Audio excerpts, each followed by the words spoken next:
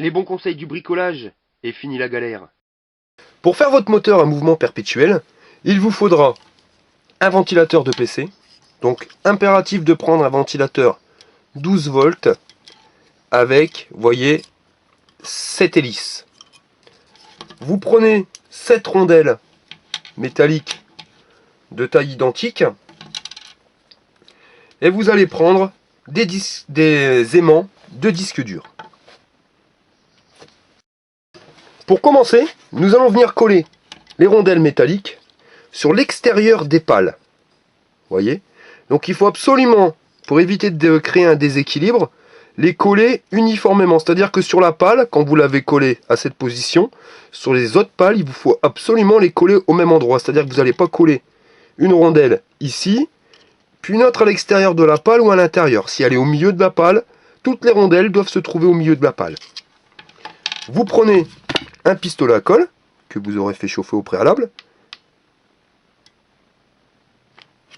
une petite noix de colle, et vous allez venir, comme je vous l'ai dit, coller votre rondelle. Et vous faites l'opération sur toutes les pales. Donc un petit peu de colle. Arrangez-vous pour pareil, hein, la colle que vous mettez soit uniforme. Pour pas de créer, on va dire, déséquilibre. Après, ça risque de faire un contrepoids.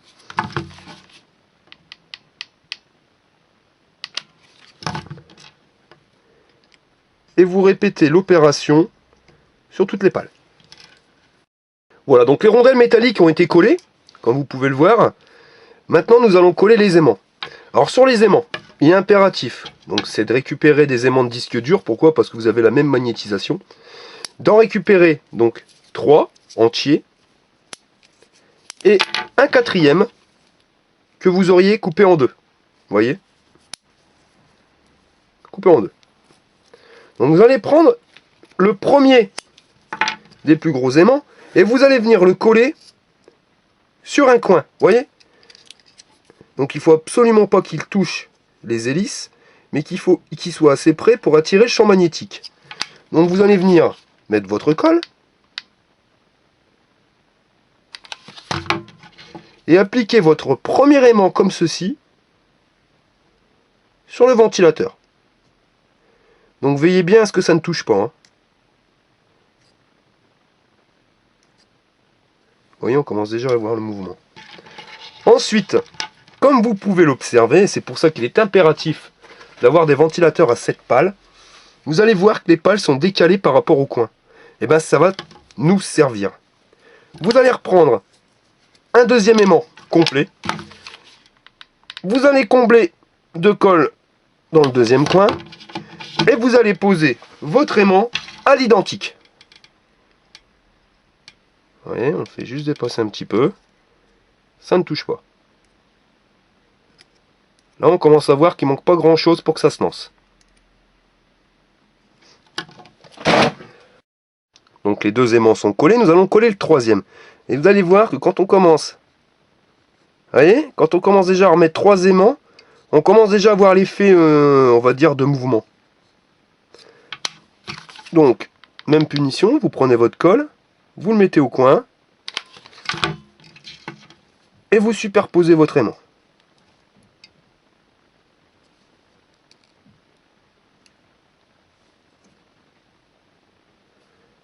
Voilà. Il ne nous restera plus qu'à mettre le dernier aimant. Alors le dernier, c'est le plus délicat à positionner. Je vais vous faire voir. Donc le plus délicat des aimants, ça va être le quatrième, donc le demi-aimant. Pourquoi demi? Pour qu'il y ait un champ magnétique qui soit inférieur aux autres. Parce que si vous avez un champ magnétique qui va être identique sur les 4 coins, au bout d'un moment, votre moteur va s'arrêter.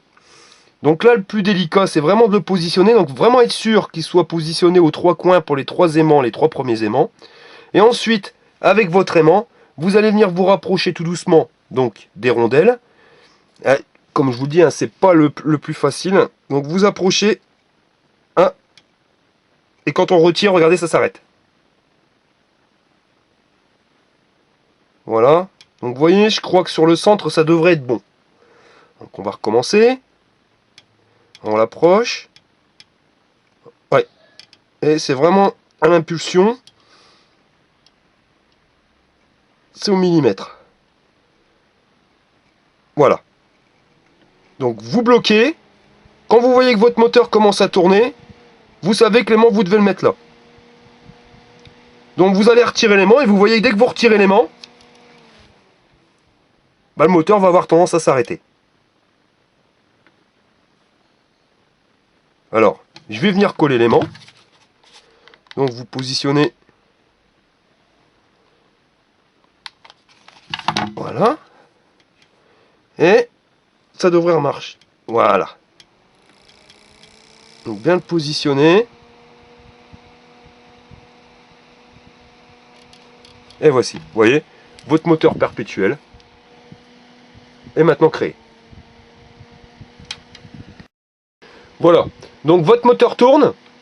Vous allez le poser sur la table pour être sûr que vos aimants sont bien réglés, parce qu'il y arrive, hein, je ne vais pas vous mentir, sur ce tuto, j'ai dû recommencer 4 fois au niveau des aimants, parce qu'il suffit juste qu'il y ait un des aimants qui soit pas bien positionné et votre moteur va prendre du retard et va finir par s'arrêter. Donc vous faites le test, vous le posez.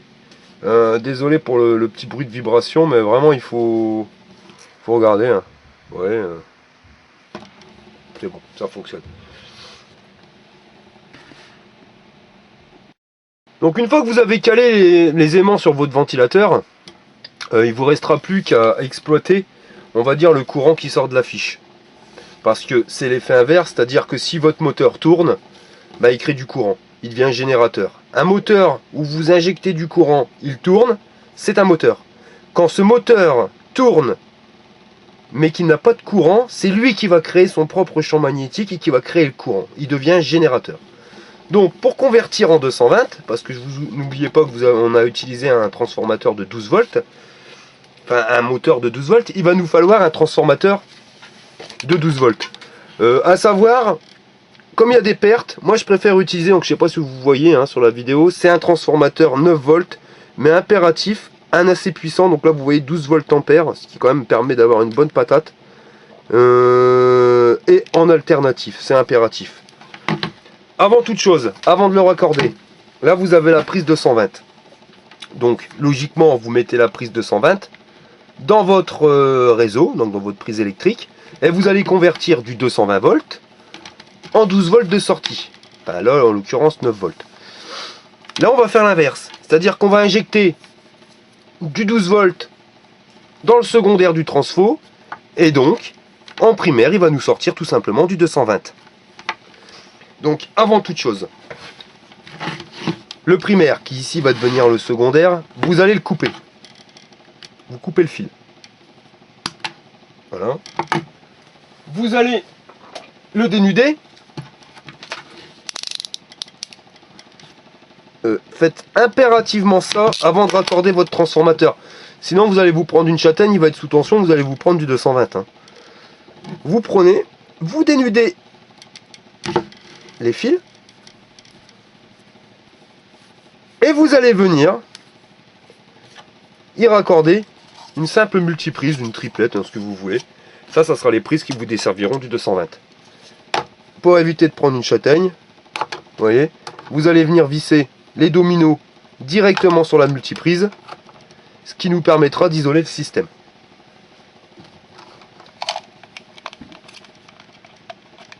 Donc avec un tournevis, vous venez brancher les deux fils sur le domino.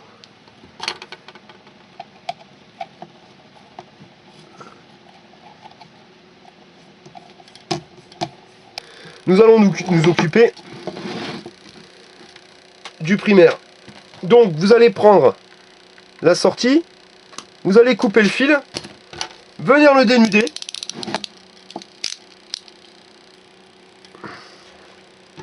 Ensuite, vous allez venir couper le fil du ventilateur. On va essayer de récupérer, de couper directement la gaine. Vous allez couper le fil jaune. Pour l'expérience, on aura besoin uniquement du fil rouge et du fil noir. Donc je vous disais donc de venir raccorder le fil noir sur un domino et de venir le mettre sur le fil noir du ventilateur.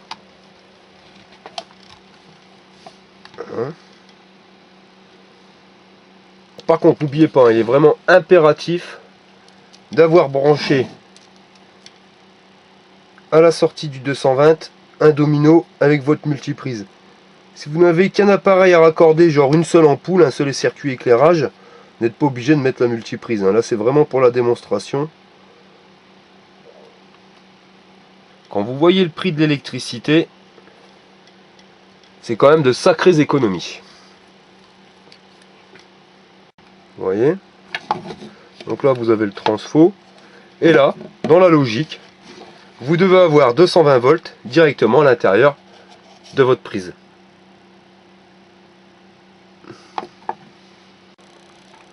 Voilà, vous positionnez le transfo comme ceci. Et nous allons faire le test. Donc nous allons maintenant passer au test de notre machine. Alors, vous allez le voir, nous allons brancher une première ampoule. Donc ampoule que voici. Nous branchons directement donc le fil sur la prise. Voilà. La première ampoule fonctionne. Nous allons raccorder une deuxième ampoule.